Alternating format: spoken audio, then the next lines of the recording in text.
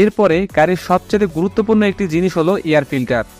এটি যদি ময়লা থাকে বা ধুলো বেশি পরিমাণ জমে যায় তাহলে কিন্তু গাড়ি চালিয়ে আপনারা স্বাচ্ছন্দ্য বোধ করবেন না।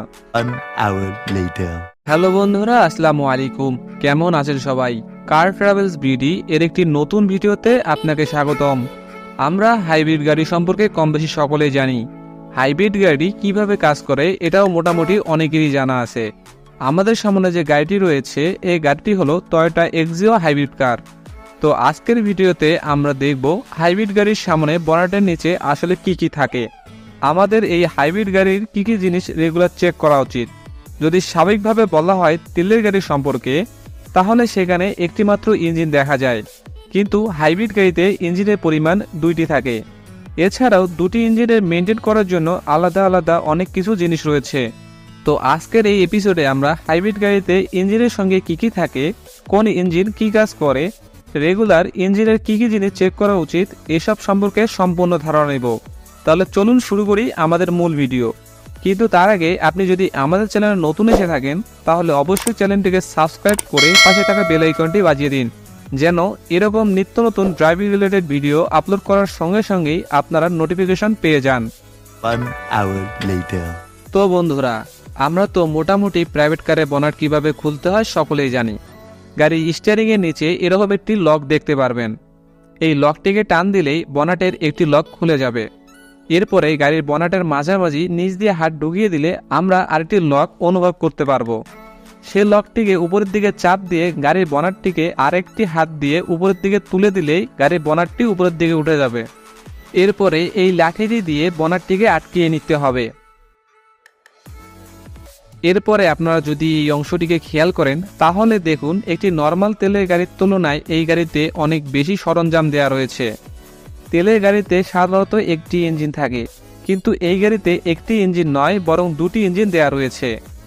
এই যে বাম পাশে যে ইঞ্জিনটি দেওয়া রয়েছে এটি কিন্তু হলো তেল দ্বারা চালিত ইঞ্জিন, এবং তার পাশে আপনারা যে ইঞ্জিনটি দেখতে পাচ্ছেন এটি কিন্তু আসলে ইঞ্জিন নয়, এটি হলো ব্যাটারি চালিত এক ধরনের অনেক শক্তিশালী মোটর, যার শক্তি একটি ইঞ্জিনের থেকেও কম নয়। এবং এখানে খেয়াল করুন লেখা রয়েছে হাইব্রিড সেনার্জি ড্রাইভ। তো এই হলো হাইব্রিড গাড়ির ইঞ্জিন এবং মোটর।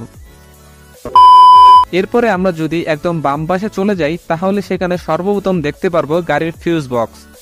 গাড়ির ফিউজ বক্স নিয়ে অনেকেরই মনে অনেক কোশ্চেন রয়েছে, তবে এই কোশ্চেনের সহজ সমাধান হলো আপনি যদি এই ফিউজ বক্সটির ঢাকনা খুলেন তাহলে আপনারা এই ঢাকনাটির ভিতরে একটি অপারেটিং ম্যাপ দেখতে পারবেন। এই অপারেটিং সিস্টেমটির মধ্যে এখানে থাকা সকল ফিউজ এবং রিলে, কোনটির কাজ কি, কোন ফিউজ কোন কাজে গিয়েছে, সবকিছু ম্যানুয়ালি এখানে দেখে বুঝতে পারবেন। এই ফিউজ বক্স নিয়ে একটি বিস্তারিত ভিডিও বানানো প্রয়োজন। আমি পরবর্তীতে কোনো এক সময় এই ফিউজ বক্সটি নিয়ে সম্পূর্ণ আলোচনা করব। এরপরে এই ফিউজ বক্সটির সামনে একটি লিকুইড ট্যাঙ্ক দেখা যায়। এটি হলো ব্রেক অয়েল। ব্রেক অয়েল সম্পর্কে আমরা তো কম বেশি সবাই জানি। ব্রেক অয়েল যদি গাড়িতে কম থাকে তাহলে কিন্তু গাড়িটি ব্রেক কম হবে। এমনকি যদি এটি লো লেভেলের নিচে নেমে যায় তাহলে গাড়িটি ব্রেক ফেলও হয়ে যেতে পারে। ব্রেকের বিভিন্ন সমস্যার কারণে অনেক সময় ব্রেক অয়েল লিক হয়ে যায়। এজন্য অবশ্যই ব্রেক অয়েলটি 2-1 দিন পরপর চেক করতে হবে। এখানে কিন্তু ব্রেক অয়েলের মাপ দেওয়া রয়েছে। আপনারা সবসময় চেষ্টা করবেন যেন ব্রেক অয়েল ম্যাক্স লেভেলে থাকে, এর থেকে বেশি দেয়া যাবে না, আবার কম রাখারও চেষ্টা করবেন না। আবার সেই সাথে এই ব্রেক অয়েল থেকে খুবই সাবধান থাকবেন, কারণ এই ব্রেক অয়েলটি খুবই মারাত্মক। এই ব্রেক অয়েলটি যদি কোনো কারণে আপনার গাড়ির বডিতে পড়ে যায় তাহলে গাড়ির বডির সম্পূর্ণ রং জ্বলে যাবে। এই ব্রেক অয়েলটি যদি আপনার হাতে লেগে থাকে তাহলে অবশ্যই আপনারা হাতটিকে দ্রুত ভালোভাবে ধুয়ে নেবেন। এরপর তেলের ইঞ্জিনের ডান পাশে একটি লাল কালারের পানির ট্যাঙ্ক দেখা যাচ্ছে। এই পানিটি হলো রেডিয়েটরের। এই পানি দ্বারা ইঞ্জিন কুলিং হয়। আমরা সাধারণত অনেকে হাইব্রিড গাড়িতে একটা জিনিস ভুল করে থাকি, সেটা হলো এখানে নর্মাল পানি ব্যবহার করা। আপনাদের বলে রাখি, শুধুমাত্র হাইব্রিড গাড়ি নয়, কোনো প্রকার গাড়িতেই কিন্তু নর্মাল পানি ব্যবহার করা যায় না। রেডিয়েটর কুলেন্ট পানি আলাদা পাওয়া যায়, সেটিকে ব্যবহার করতে হবে। তবে তেলের গাড়ির জন্য আলাদা কুলেন্ট পানি এবং হাইব্রিড গাড়ির জন্য আলাদা কুলেন্ট পানি পাওয়া যায়। অবশ্যই এই পানিটি যদি লো লেভেলে নেমে যায় বা কমে যায় তাহলে অবশ্যই আপনারা হাইব্রিড কুলেন্ট পানি ব্যবহার করবেন। এছাড়া একটা জিনিস মাথায় রাখবেন, যে কোনো প্রকার গাড়িতে রেডিয়েটর কুলেন্ট পানি ব্যবহার করার জন্য কখনো ইঞ্জিন গরম থাকা অবস্থায় চেষ্টা করবেন না, কারণ যখন গাড়ির ইঞ্জিন গরম থাকে তখন এই পানিটিও গরম থাকে। এজন্য এর উপরে লেখা থাকে নেভার ওপেন উইথ হট। এরপরে একদম ডান দিকে গেলে আপনারা আরেকটি ফিউজ বক্স দেখতে পারবেন। এটি যদি ঢাকনা খোলা হয় তাহলে দেখতে পারবেন বেশ কিছু ইম্পর্টেন্ট ফিউজ লাইন।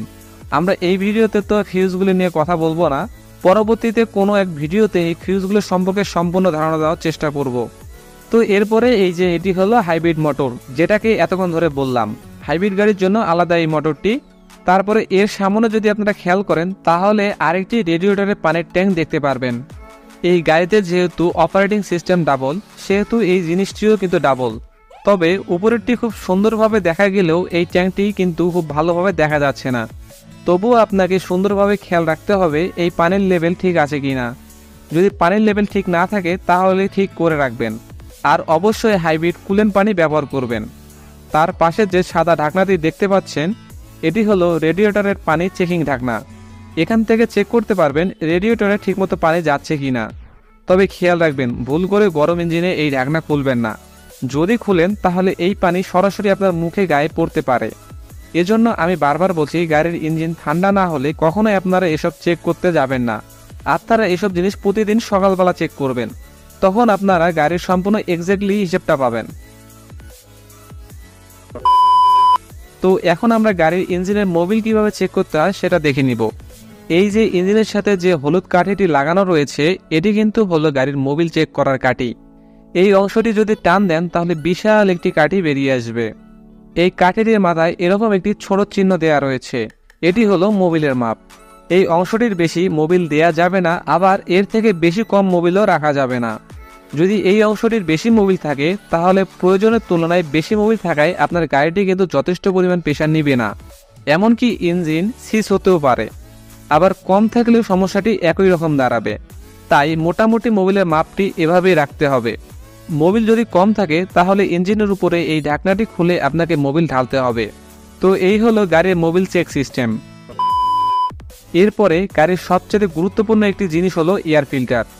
এটি যদি ময়লা থাকে বা ধুলো বেশি পরিমাণ জমে যায় তাহলে কিন্তু গাড়ি চালিয়ে আপনারা স্বাচ্ছন্দ্য বোধ করবেন না, গাড়িটি যথেষ্ট পরিমাণ ভালো রেসপন্সও করবে না। তো এই অংশটিতে রয়েছে এয়ার ফিল্টার। এয়ার ফিল্টার বের করার জন্য আপনাকে এই লকগুলোকে খুলে দিতে হবে। তারপরে এটিকে হালকা উপরের দিকে টেনে এয়ার ফিল্টারটিকে বের করতে হবে এবং এটিকে যদি হালকা করে বাড়ি দেন তাহলে দেখুন এর থেকে কিন্তু ধুলো বেরোচ্ছে। আপনারা মূলত এটিকে ভলকানাইজের দোকান থেকে প্রেসার দিয়ে হাওয়া মেরে নেবেন, তাহলে এটি খুব ভালো পরিষ্কার হয়ে যাবে। আর এটি কমপক্ষে প্রতি সপ্তাহে একবার করবেন, তাহলে আপনার গাড়ির বাটারফ্লাই সহজে নষ্ট হবে না এবং গাড়ি চালিয়ে আপনি স্বাচ্ছন্দ্য বোধ করবেন। তারপর এটিকে লাগানোর জন্য আপনারা এয়ার ফিল্টারটিকে যেভাবে সেখান থেকে তুলেছিলেন ঠিক সেভাবে সেখানে বসিয়ে দিবেন। তারপর ঢাকনাটিকে বসিয়ে দিয়ে লকগুলোকে লাগিয়ে দিবেন, তাহলে এটি লেগে যাবে।